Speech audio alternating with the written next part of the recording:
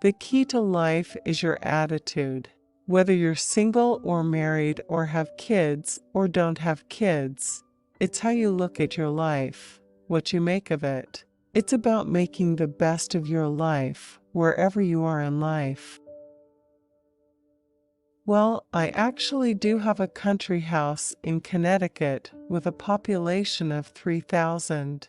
Like, how small is that? I spend a lot of time there. I write up there.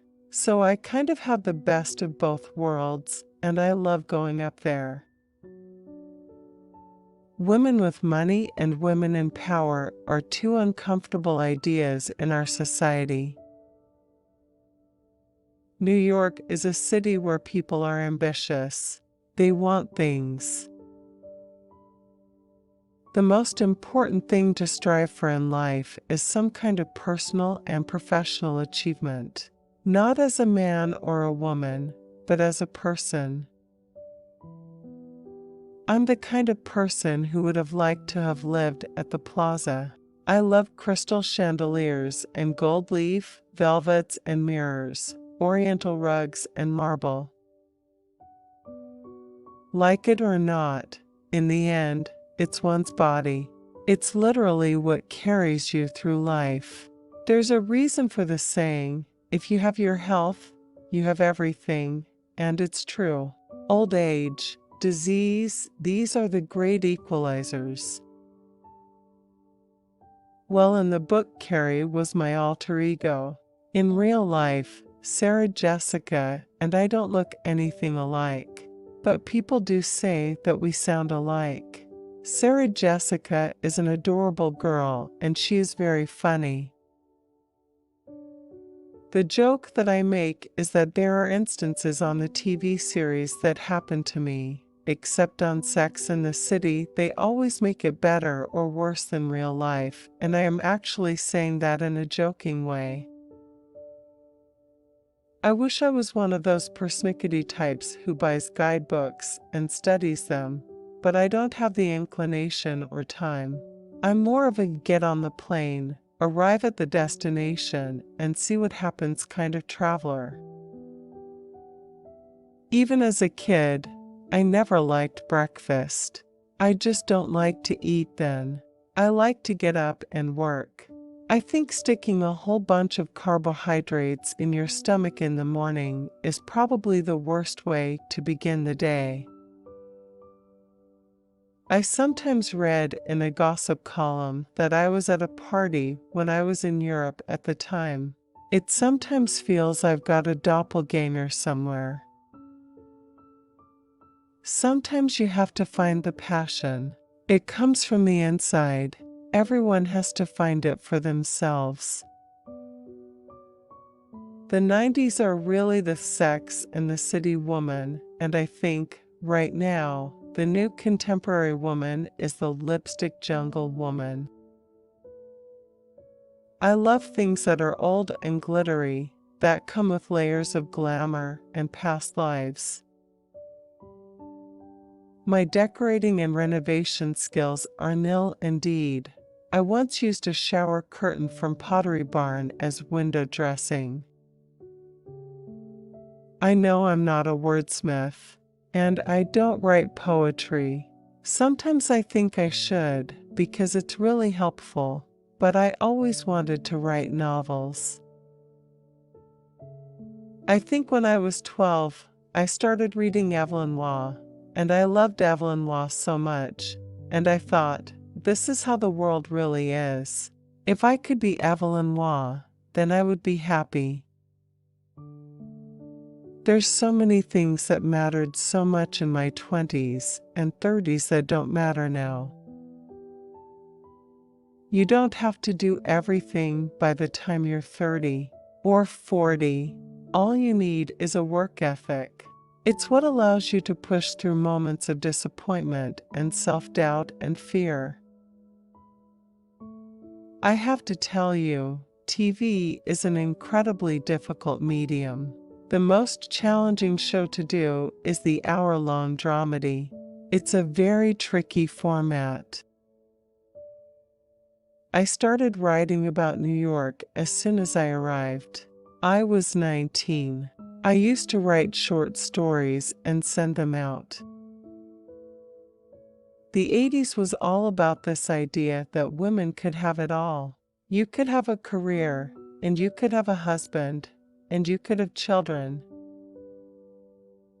Ever since I can remember, I was telling stories and had a huge interest in other people and what made them tick. Sometimes I want to be on The Real Housewives of New York. I want to remind them to figure out how to get along and support each other. The fact that a man is open to being with an older woman suggests that he doesn't give a hang what other people think of him. More likely, he's confident, open-minded, and willing to make his own rules. What I have yet to see is a real woman choose a younger man because he spent 6 hours a day at the gym trying to sculpt his abs.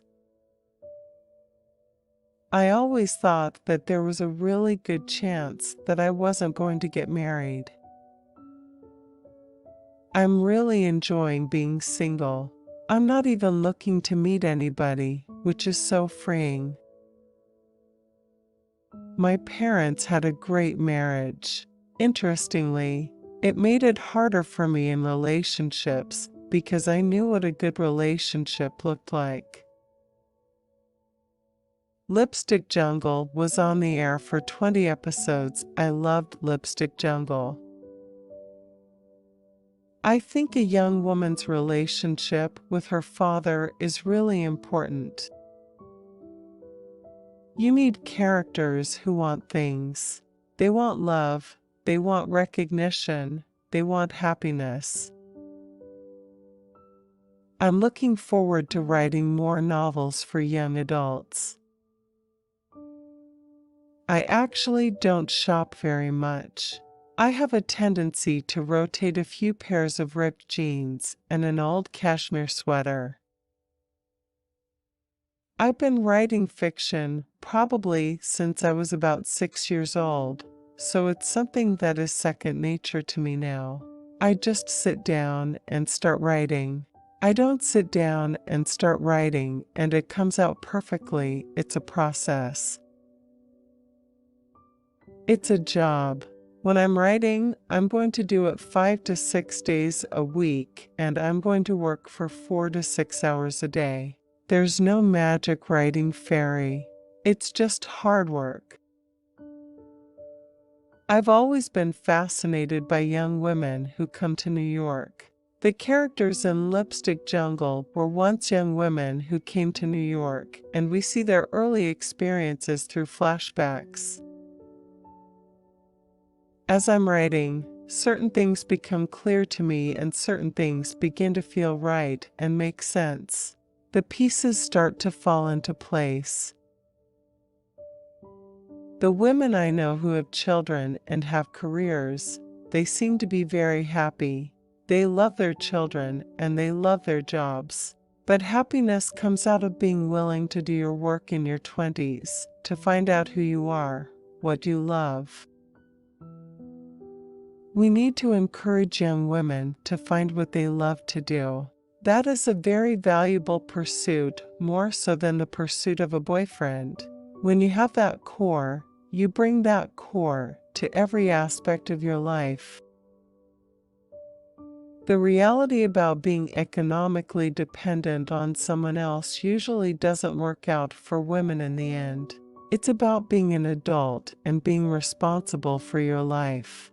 Most women have to work, so let's just get on with it. If I'm with a man, is that going to prevent me from achieving my goal? What sacrifices will I have to make in terms of being myself if I'm with a man? Something that young women find out really quickly is that when you start dating, all of a sudden you're supposed to have a role. You're not allowed to just be yourself. Growing up, nobody I knew even knew a writer, so it was a big adventure and something that I've wrestled with my whole life. I think it's a journey worth taking, really finding out who you are and what you do well. I first arrived in New York in 1979. I was 19 and I was going to university in Houston, Texas, and I decided that I knew what I wanted to do and it was time to go and do it. I literally ran away from college.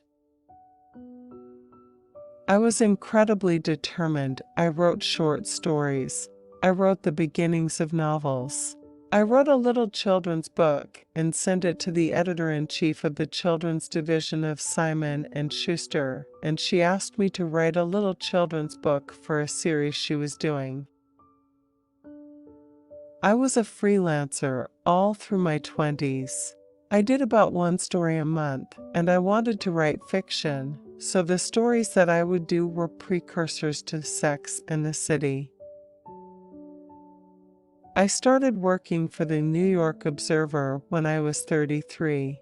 After I had been writing for them for about a year and a half, the editor said, "Your stories are the most talked about stories in the Observer. You should have your own column." I love Chicago. I lived there briefly for 3 months and kept a boat under one of those space-age buildings. It was very Jetsons. I have a house in the Connecticut countryside where you'll always find me, summer or winter.